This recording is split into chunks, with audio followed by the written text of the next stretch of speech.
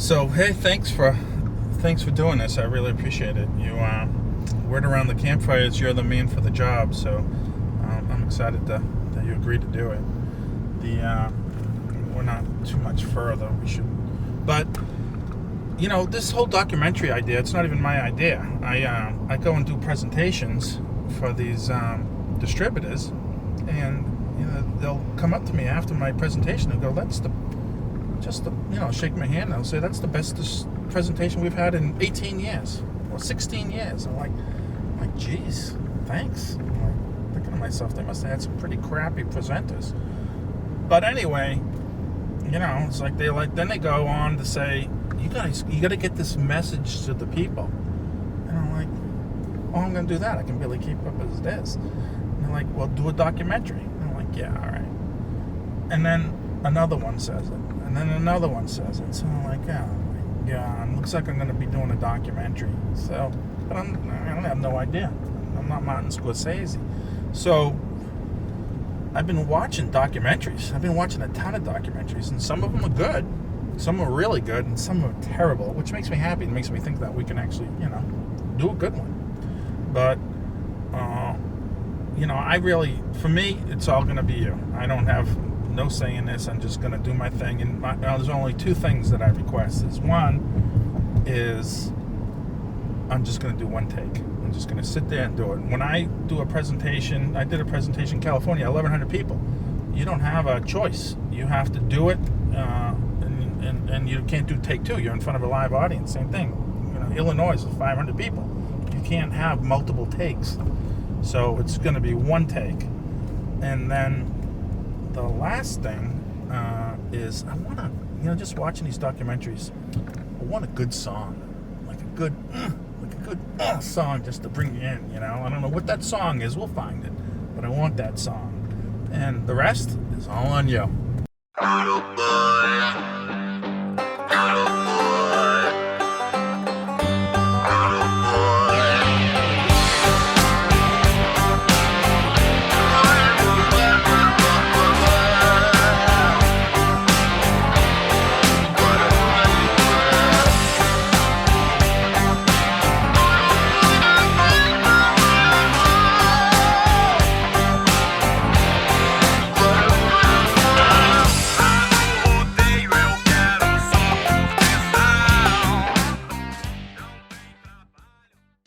Hi, my name's Rob Robillard. I'm the creator of Cabin Fever Maple Whisky.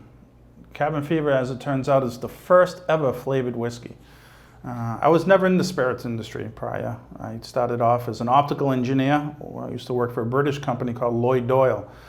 And I used to travel all around the world installing these big machines that would optically scan circuit boards in semiconductor. So, yeah, it was an interesting position, but one of the things I noticed was whenever I traveled, everywhere you went, there was either a root or a fruit or a spice that they would make it into a spirit. And being from New England, it almost bothered me that there wasn't a maple out there.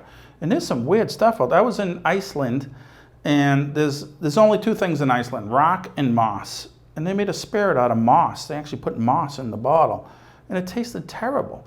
But they're all so proud of it. And I'm like, surely a maple would be better than this. And China, too. China's some odd stuff.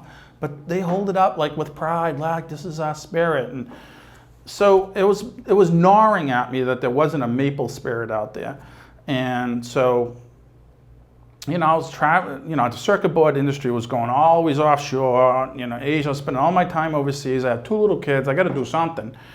Or I'm going to move to China. So I says, I'm going to try this maple, I'm going to try making a maple spirit, and, I'm going to take it as far until somebody gives me a good enough reason not to do it, and I'm going to do it. And first thing I did was download the plans for a still from my dad. And my dad is one of these handy guys. He's one of these, he built his own sawmill to cut his own logs to build his own log cabin. It was 50 feet long. You roll the logs on it, this giant contraption. You'd swear it was a commercially made product, but he made it by hand. So I downloaded the plans from the internet for a still. I handed it to him, and 2 weeks later he said, hey, your still's ready, it's out back. And we went out and we got started. And You know, there's a saying, practice makes perfect, and some of the stuff we were making originally was rough. But the still, it actually still works today. It's actually a pretty good little still. And you can see it's just a couple lobster pots welded together. You got to use a silver weld, not a lead weld. It has a copper column, and filled with stainless steel scrub pads, not with bubble plates like a regular still. But the vape, you heat it up to 178 degrees, and then the mash would turn the vapor would come up through the column, and the stainless steel scrub pads would catch some of the liquid and separate the alcohol from the liquid. And it would come out and then hit a condenser, just a cold copper pipe, turn it back to liquid. I would have it run out here, and then catch in. And we screwed a big tube to a tray and filled it with medical grade charcoal.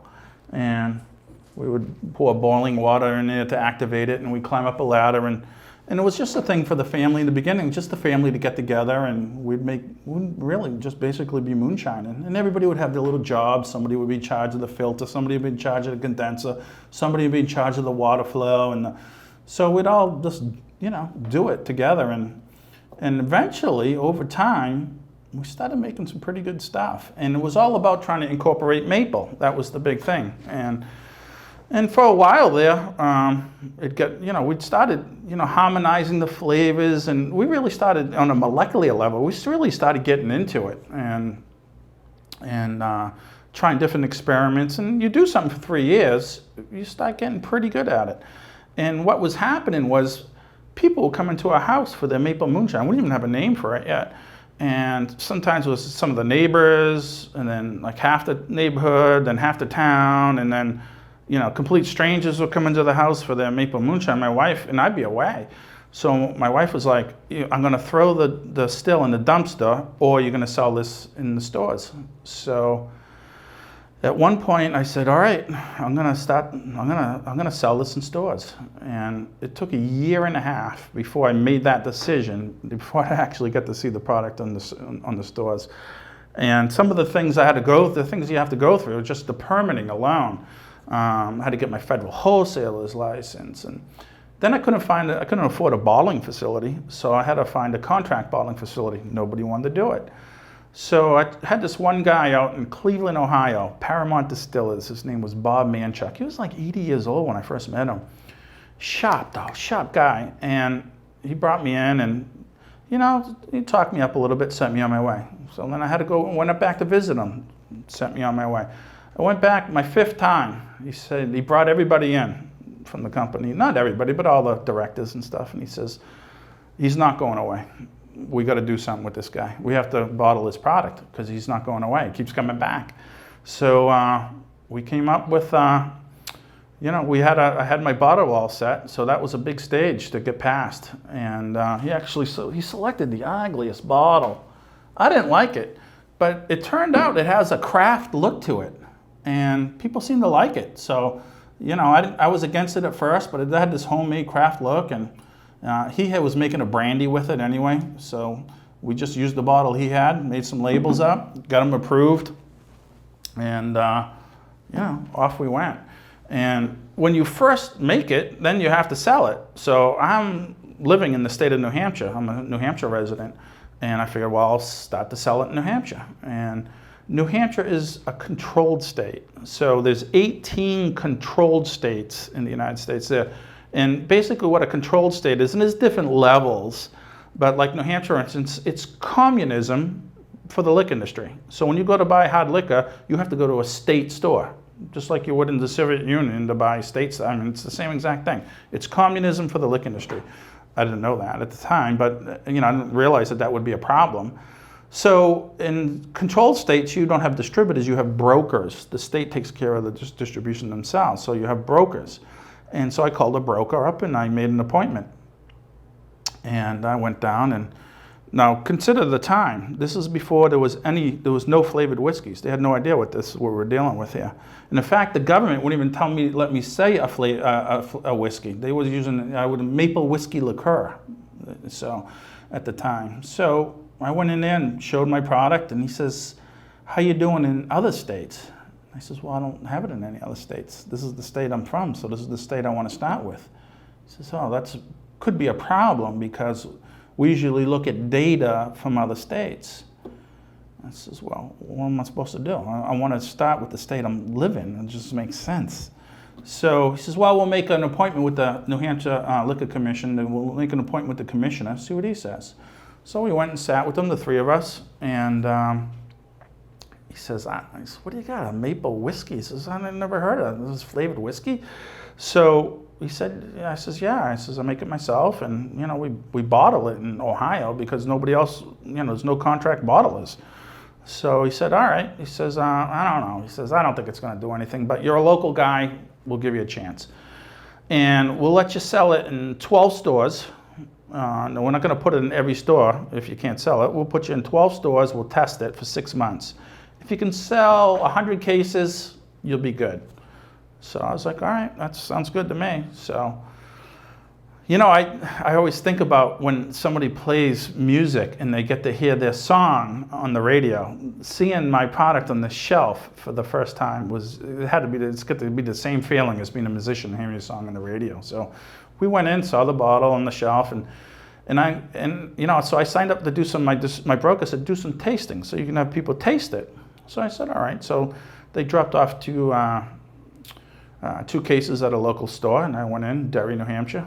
And set up, get a little table. My wife came in with the two kids, took a picture. She bought the first bottle, and then she walked out. And I sold the 2 cases within like 15 minutes. In fact, I beat her home. She went shopping for food. She come home, I'm home watching the game. She's like, what are you doing here? It's like, I sold it all. She's like, well, you better tell the broker to get more in there. I said, yeah. So I called the broker Monday, and I said, I sold it all. And they said, what are you selling to all your relatives? And I said, matter of fact, I sold the first one to my wife, but that was it. I didn't know anybody else. He says, well, I'm going to drop 5 cases, Salem, New Hampshire, high volume store. We'll see how you do there. So I went into Salem, New Hampshire, and they dropped 5 cases. I sold it in 35 minutes. I had 3 hours to sell this stuff. I sold it in 35. And I called my broker, and he's like, all of a sudden, he had this condescending voice in the beginning, and now he's talking to me with a different tone, I noticed. And he said, like, hey, maybe we got something here. And so we went and store after store, and I was breaking sales records. So during 3-hour tastings, nobody has ever sold as much product as I did. So we took that success we had in New Hampshire, and we went down to Massachusetts, same thing. We started doing tastings in liquor stores, and just started breaking sales records during 3-hour tastings. I think there was 36 liquor stores where if you went in and asked the manager or the owner of the liquor store, what's the #1 brand that sells during a 3-hour tasting, they wouldn't even flinch, Cabin Fever. So we were having records. And then my family started getting involved, and they started helping a lot with not only stores, but also doing on-premise nightclubs and bars, and some of the people from sports teams, the football team up there were getting in on it, and it was just kept growing and growing. And then we take that from one state to another state to another state. And it was my idea, but I can't tell you at this point how important my family was. My family, my wife, every one of them, both my wife's side and my side, they were just incredible how much work they put in. It was just, and it was really humbling to see, because they didn't have to, and it was they would work sometimes harder than I would, and it was nuts. And growing from state to state, we got into the state of New York, and I would have to drive from all the way from New Hampshire to Albany, do a tasting, drive all the way back. I'm like practically veering off the road. Next night, drive all the way down to New York City, Park Ave Liquors. But they loved us. We would break sales records in those states, in big stores. Exit 9 Liquors in Albany, huge store, would break sales records. So they loved us, and we just kept growing and growing. But it's tough, because when you introduce a spirit into a new state, you actually lose money, because you got the marketing, you have advertising. Most importantly, you have something called distributor incentives. So you have to incentivize the sales guys to go in. You're not going to go to every liquor store and try to sell it. These guys are going in anyway. So if you give them an incentive, they'll bring the bottle in and try to sell it. So really at one point, I think we're at 13 states, and my wife was working full time during the day. Then she would come home and do paperwork for me till she'd eat dinner and then do paperwork sometimes 10, 11, 12, 1 o'clock in the morning. And it was rough. And then all for that, we're selling a ton of it, but we're spending $1.30 to make $1. So it was stressful. Getting that brand up over the hump was tough. And you know, distributors loved us, everybody loved us, we were selling it. You know, everybody likes a product that sells. But I remember one time, I think I'd come home back from New York, and I was walking in my house, and I heard this really weird whining sound coming from my cellar, and I opened up, and I looked, my wife was hunched in a ball crying, and like uncontrollably. I'm like, what's the matter? And she just emptied the kids' college fund, and I'm like, oh, you know, what did I get my family into? You know, we are down this road so deep. And, you know, do I just, you know, walk away from this? What do I do? And so I made the decision at that point to make minis, the littles. We call them nips up north. They definitely don't call them nips everywhere. I got into a weird situation with that. But anyway, they call them minis.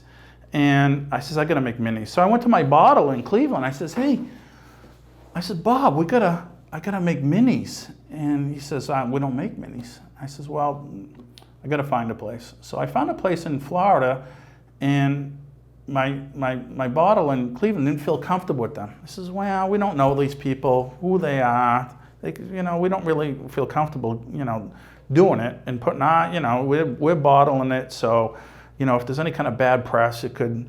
But I do know a guy in St. Louis. It's called Luxco. I used to know the father and the son, Don Lux. He runs the place. I'll give him a call. I says, fine. So we went out there, and they started making the minis, and it was the best decision I made. So now I don't have to go around all over the place and have people taste it and do the tastings. I can still do tastings, but now people were buying the minis, tasting it, seeing how good it was. And that's probably, you know, the most satisfying thing of this is when people try it. You know, I would go and do a tasting, and they would just go, and they would just, and the look in their face was like, oh my God, I've never had anything like this before. And that was such a thrill for me to do the tastings, because, you know, they never experienced a flavor like that ever in their whole life. And then all of a sudden they just go, and they're like, oh my God, this is and they would start buying 2-3 bottles. It was an incredible feeling to be able to taste people on it. And, you know, at the time I had marketing companies left and right knocking on my door, and they're like, oh, you're giving me advice. You got to do this, you got to do that, and you need a target market. And I'm like, well, everybody seems to like it. So now you got to have a target market. So I brought a marketing guy to a tasting in Massachusetts, Danvers, Massachusetts. And first person that walks in, get all set up. He's standing over there, registers over there. Person comes in. It was one of these, my wife calls them tree huggers. You know, she had the pocketbook off to the side. It looked like it was made out of yarn in the dress, and everything looked like it was home sewn, and it just seemed nice enough. But my wife calls these people tree huggers, the lady was super nice. So this tree hugger type lady comes in, tries it. It's made with real Vermont maple. I go through the whole spiel. It takes 30 gallons of maple to make 1 gallon of maple syrup. You can only, it takes 20 years for a tree to grow before you can start pulling the sap from it. You can only make maple, it only flows for 3 to 4 weeks, and it's only like end of February, sometime in March, and that's it. And that's when you buy maple, and I go through the whole spiel. She immediately tastes it. Same thing, they had that, oh my God, I love this. Grabs a bottle, she goes, next person that walks in, kind of a Latin guy with a wife beater shirt, and he walked in looked like he could handle himself, kind of scowl on his face, and I asked him, would you like to try it? And he kind of went like this, and so I poured him one, and he just shot it, and he grabbed the bottle and walked away. He didn't even say anything. So the marketing person's taking all this in, and then the next person walked in, elderly lady, mid-70s maybe, and I told her how you can cook with it, make apple crisp. And the apple crisp, a maple whiskey apple crisp is just amazing. Baked beans. So I just doctor up a can, saute a few onions, a little bacon, a little maple syrup, and some of that. Let it cook down. So we're talking about recipes, and she had some ideas. She picks up a bottle. So now there's the marketing guy telling me to get a target market, and we're looking at the line. And there's the hippie girl is buying her bottle. Right behind, these are the first 3 people that walked in. Boom, boom, boom. They all buy a bottle. The person behind him is the Latin guy, and he had his pants down really low. That was a big thing back. I don't know if it's still in style, but people wear their pants really down low. And the poor woman, the poor elderly one, didn't know, so she tapped him on his shoulder. They're like, "Your pants are," and we're like, "Oh, geez, that's." So he just ignored her. But anyway, the woman buys the bottle. She walks by and she gives me the peace sign. So I said peace back, and I said, look at the age of this girl. And then the Latin guy walks in and he gave me one of these. I don't even know what that meant. So I just went the safe parade wave and he walked out. And then the elderly woman bought her bottle and then she gave me the wave and I gave the wave and was back. So I turned and looked and he's like, "You got me," and he's like, "It would be good if we had a target market, but everybody seems to like your brand." So we made the minis and business exploded. It was going pretty good. And by my bottler in Cleveland, Ohio, reaching out to my mini bottler in Luxco Spirits, his name's Don Lux, in St. Louis, they started talking. And now my bottler is now like 83 years old, right? Bob Manchek was a cool guy. He was 80 years old when I first met him. He was 83, still sharp as I call him up on the phone. As soon as I call him up, you got 138 cases in stock. And he's like, but 83, he's looking at maybe exit. So I didn't know this at the time, but he's talking. That phone call to get me my minis going, they started talking. And so at some point, I get a call on the phone, and it was my Paramount Distillers called, and he says, I sold to Luxco. I says, "Oh, congratulations, He says, "They're interested in buying your brand too." I says, "Well," and I never really thought about selling the brand. But I know it was stressful. We're in like 13, 14 states. My wife's working all day, or a day job, coming home working till 11 o'clock at night. I'm all over the place, like running around with my head cut off. And I was like, God, I never even thought. So me and my wife flew out to St. Louis and sat and, talked to them and, see what they had to offer. And they gave us an offer to put us in a nice fancy hotel and talked us through it. And I always, for me, if I was going to sell it, I wanted to be part of the brand. I'm not really sure, they were into that. But anyway, they gave me an offer. And, you look at it and you say, well, is it a good offer? And I'm like, Melissa, she's my numbers person. What is this a good offer? And she's like, the only way to tell is to get another offer and compare them. So I was like, well, I guess that's a good idea. So I was looking through I could buy this alcohol book. And I'm looking through the book, and I see Diageo, the world's largest liquor company. And they own everything: Smirnoff, Captain Morgan, Guinness, Johnny Walker. I mean, all the big brands. If you take the next 4 biggest companies and put them together, it's still not as big as Diageo. They own everything. So I said, geez, they don't have anything like this. And at the time, now it was flavored whiskey was starting to come around. I know Wild Turkey had made a honey liqueur, and they switched over and made it stronger and called it a honey whiskey.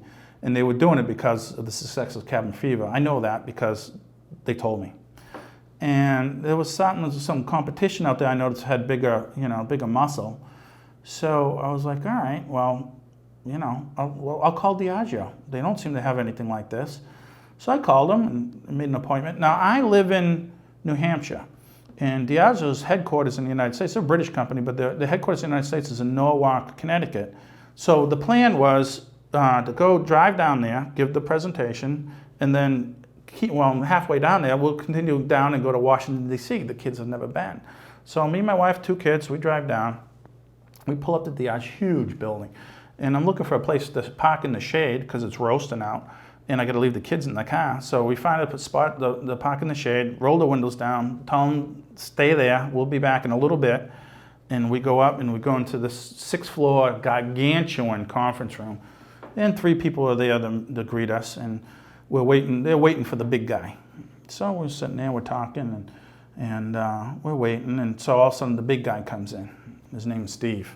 And he comes in, you can tell he's got this look in his face like he doesn't want to be in this meeting. He's like reluctantly took this meeting. He comes in, what do we got? And so I have a bottle and had some made sure they had ice, and we poured it over the ice. I don't know what it is with the maple, but when the maple hits the ice, the flavors just come alive. So I poured it on the ice, he tasted it, he had the same face. He's like, oh. He grabbed another bottle, put some ice in that, grabbed another glass, put some ice in that, grabbed the 2 glasses, grabbed the bottle, left, and he's gone. Like maybe 40 minutes. We're just sitting there chatting it up. We don't know. And then I asked the 3 people that worked there, they're like, we don't know where he went. I didn't know it at the time, but turns out he had gone into the CFO of Diageo USA's office. And the CFO of Diageo, he's the one would be saying, you can't do this, you can't buy that because it conflicts with that. He's the reality guy. And the CFO, I didn't know at the time either, but was just at Lake Winnipesaukee in New Hampshire. Beautiful lake, if you ever get a chance. I know people that live in Governor's Island and in Lake Winnipesaukee. It's got to be the prettiest place ever in the summer. So he went up there for vacation, and he was sitting on this lakeside sort of bar, and the bartender, not knowing who he was, slid him a drink and said, you want to try something really good? Try this. And he tried it, and it was Cabin Fever. And he's like, wow, I've never even heard of this stuff. On his way home, he stopped at a liquor store, New Hampshire State liquor store, tax-free, and he walks in, and we have a 5K stack right on the end. And he's like, so the brand's already in his mind. So then Steve walks in, so he tried it, and he says, whatever you do, get that brand.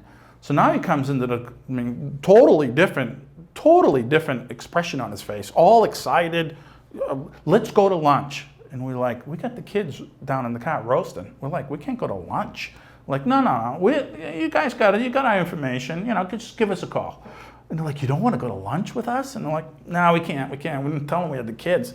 So we leave, go to Washington, D.C., see all the things, and come back. And this is, back 2005, 6. No, this is 2015. I started it in 2005.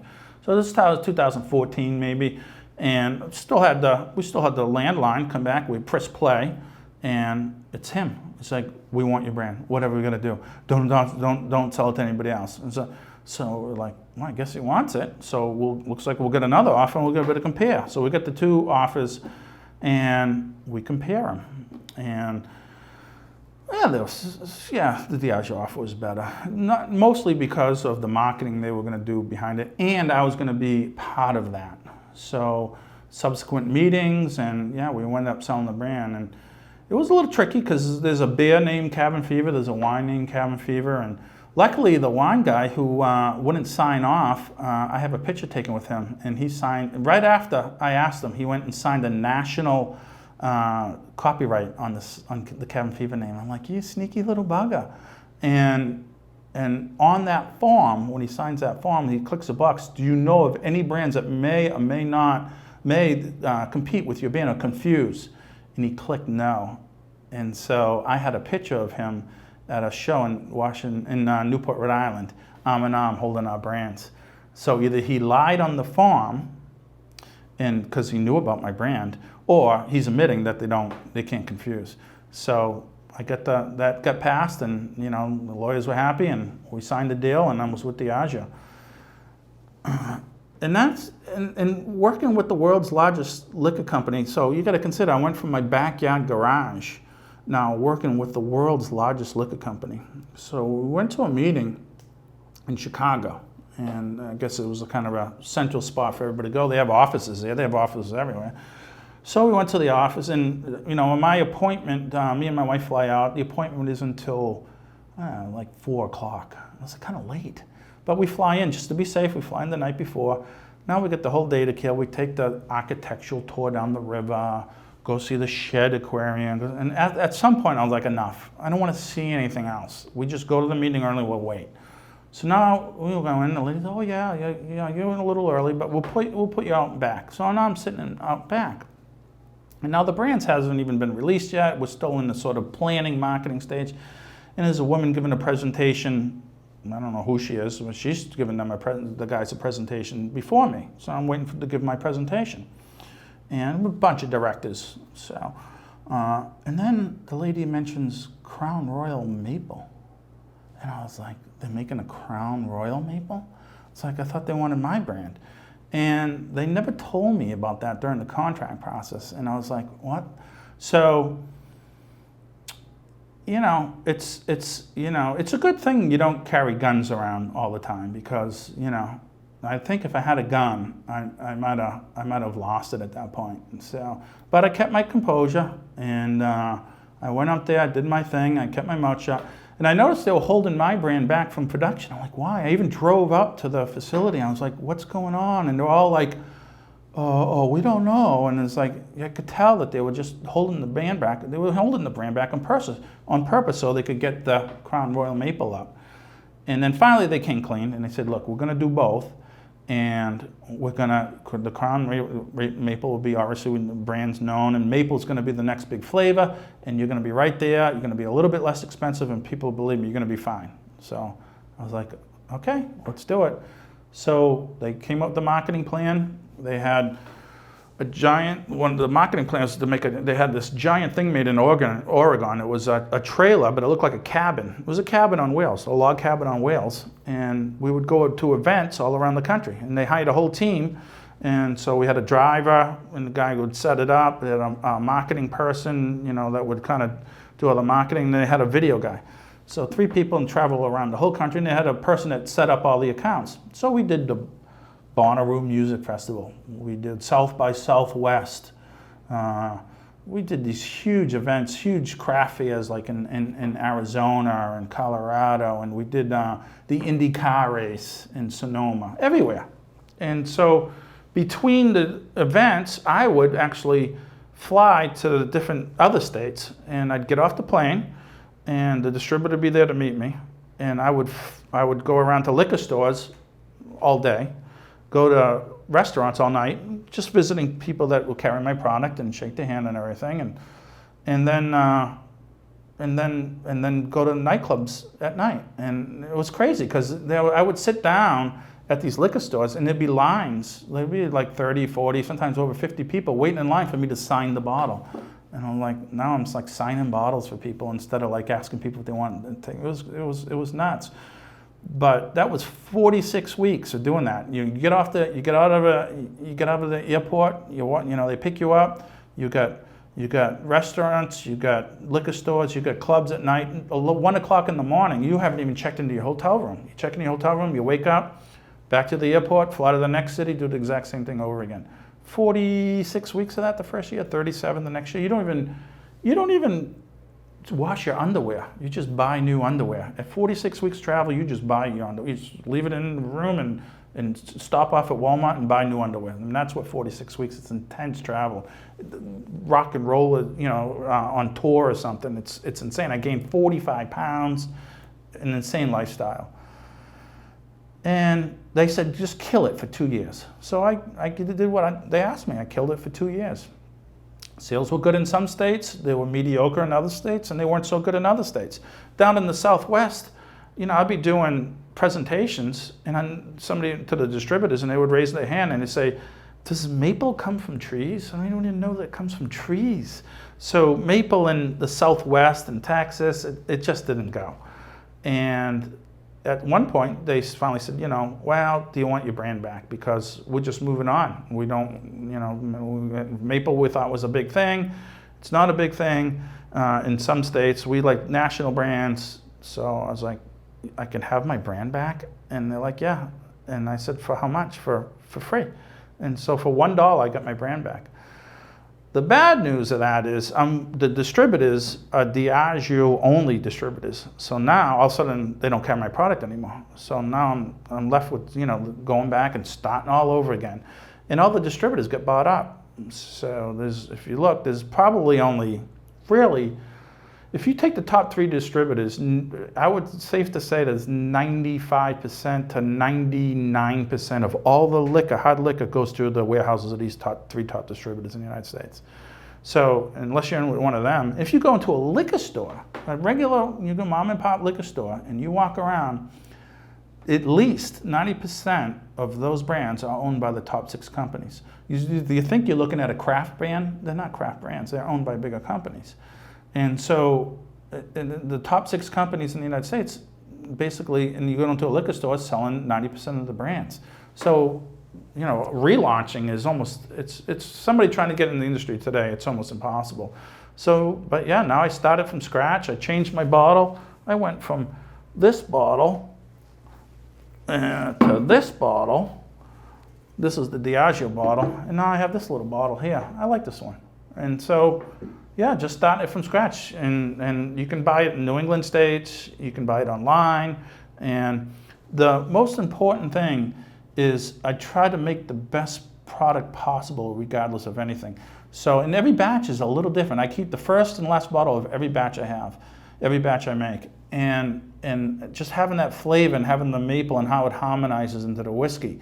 So keeping the quality has never changed for me, and that was part of in my contract when I sold the brand. And so I think that really was probably the most important thing I did, is put in the contract that you can't change the formula, you can't change anything. I have to approve every batch. And that's what I did, and the quality's been steady all the way through. So now I have loyal followers that absolutely, still to this day, they send me emails. Oh, I noticed your new batch is a little nutty and a little darker, and yeah, it's crazy. So yeah, and during my time with Diageo, though, I couldn't really create any new brands, and I was in this sort of stuck mode. So what I did was I started collecting like cool brands and going to the distilleries and buying up like small batch stuff. So I was in a show in Las Vegas. And WSW, a big show, and the booth next to me had just bought a rum distillery in Trinidad, small one, and they said they had a bunch of barrels of rum down below, but they weren't interested. They just wanted the facility, and they asked if I knew of anybody to be interested in it. I said, well, I'll take a look at it. Well, I flew down to Trinidad and I checked out this rum, and it was the best rum I've ever had in my life. So I says, I'll just buy all 16 barrels. So I brought it up and I made, it's called Cuva. Cuva is the town in Trinidad where I get the rum. And I actually cut up some of the cubes from the barrel, and cut up some of the barrel in the cubes, and I put it in the bottom of the spirit, and it flavors it continuously. This rum's amazing. I only got 2 pallets. I sell it online. I think it's like $45. When one pallet goes out, I'm gonna raise the price to 90, and so it's just little side projects I do. I have another one called Walrus Blood. And, just different whiskey, same thing. Is get the cubes and I put them in, and it flavors. The surface area of these cubes is the same surface area ratio of a typical 53-gallon whiskey barrel. So I flavor the whiskey and post bottling, actually, it's sitting on the shelf. And this whiskey is always changing. So when I make it, I always have the batch number on this, because I fly around and I get whiskeys from all over, not just in the United States, not just in Canada, not just in Scotland. I even get whiskey. I'll get whiskeys from France, and flavor them up with the cubes. Actually, this batch actually soaked the cubes in port wine, so it acts as a port cask finish. But every time I do something different, and again, I don't even sell it. I don't even try to sell it in stores. I just sell it online, and people want it as a hobby. I had another guy, cartel guy. He's in prison now, but I went out to France and found, I was looking for a cognac, actually find a brandy that actually tastes better than any cognac I could find. And I made this for him. He's in prison now, so. With a little help from my friends. One of the rewarding things for this is really it got the family together, and we all got behind the brand, and even to a point in New England, it was actually New England spirit, and I can't tell you how satisfying that was. For the family getting together and getting behind the brand was an amazing experience, but also to see that pride and going out there, and you meet so many people, and for them to sort of like almost like just sharing the joy that and the success you're having. It was really a fantastic experience.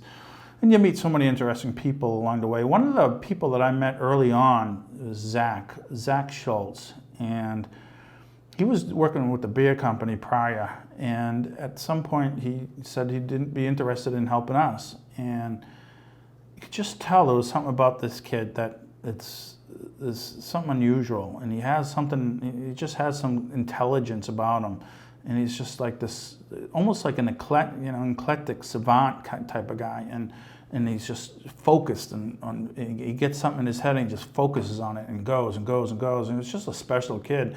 And he just came along with the brand and became such an integral part and a big reason for the success. And when he went to Diageo, it was dead time for him. So he went and created Fitvine and sold that for millions. So just goes to show you how talented this kid is. I still work with him. He's on this video. He'll be on.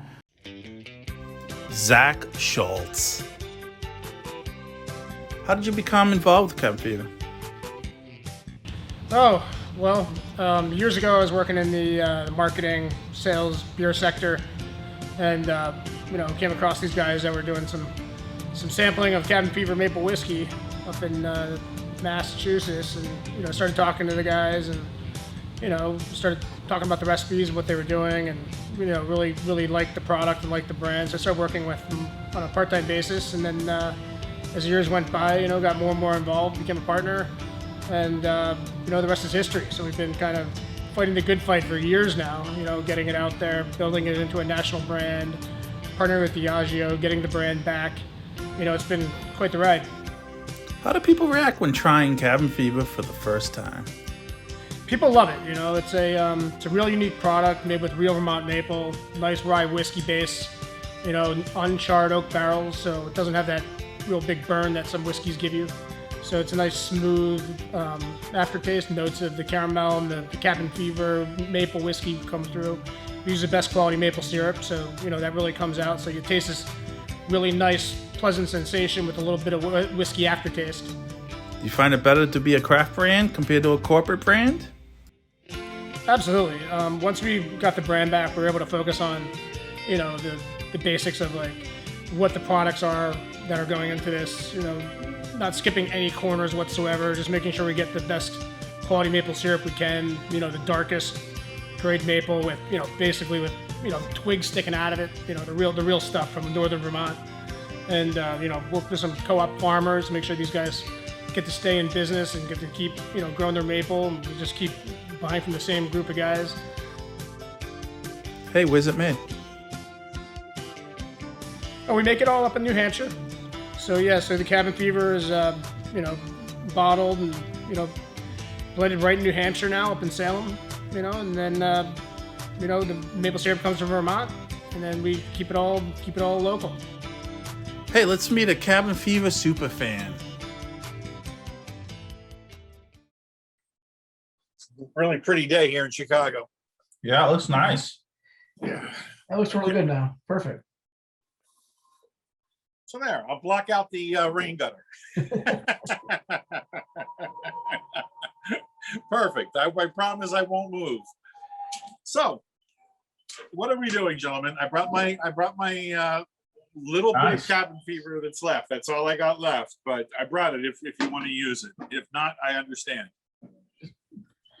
Well, we just really want to hear, basically when we talked on the phone the first time is almost tell that story again, and just to give you an idea, we're probably looking at like 3.5 minutes of you in this video.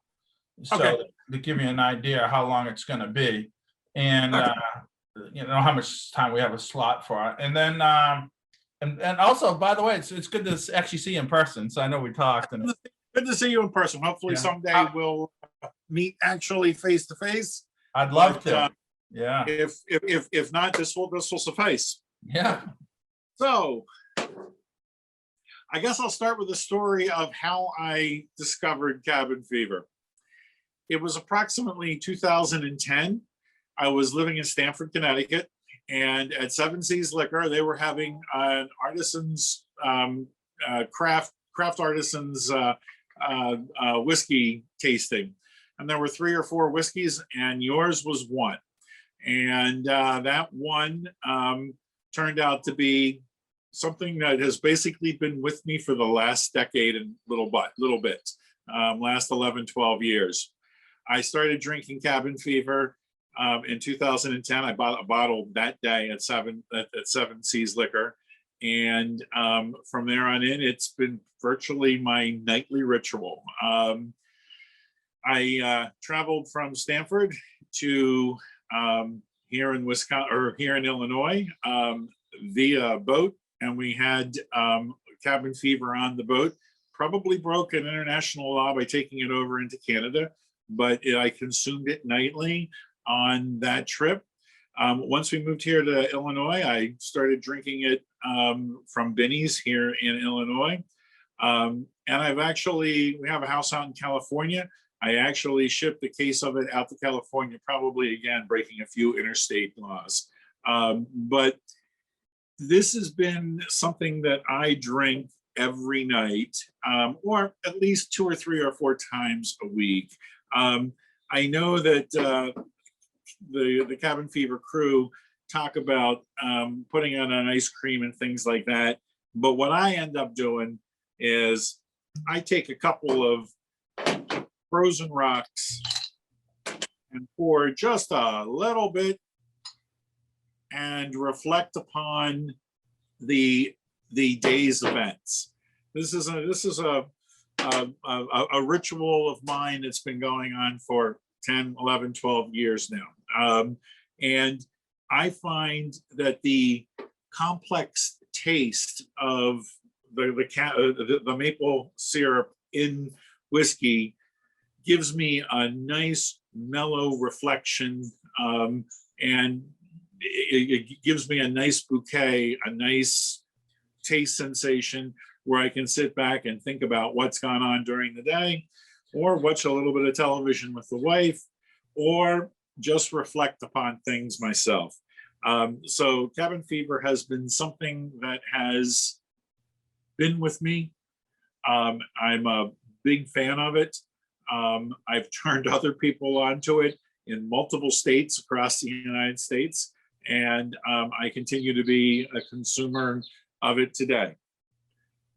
And probably the most important of all is my wife, though. I mean, work all day, come home, eat dinner, work all night on my paperwork. I mean, it's like you know, it's you know, it's insane. You know, it's insane how much, you know, she's endured and put up with. So, yeah, without these people, we would never gotten done. I get all the glory because I created the idea, but there's no way this gets off the ground with you know, a number of people that were involved in this. So, yeah, it's humbling, but we're happy to be where we're at. Actually, you know, I mean, if I would have stayed with a big corporation, I'd probably be dead now. There's no way you can live that lifestyle. So, yeah, we're happy. Bye, Cabin Fever. That's it. So I thought that went pretty well. Thanks. I mean, other than your battery running out, it was one take. So good job. Yeah, we'll see. You know, I know you have to do some editing with the other guy. But otherwise, I thought it went pretty well. So what are you doing this weekend? You going fishing? No.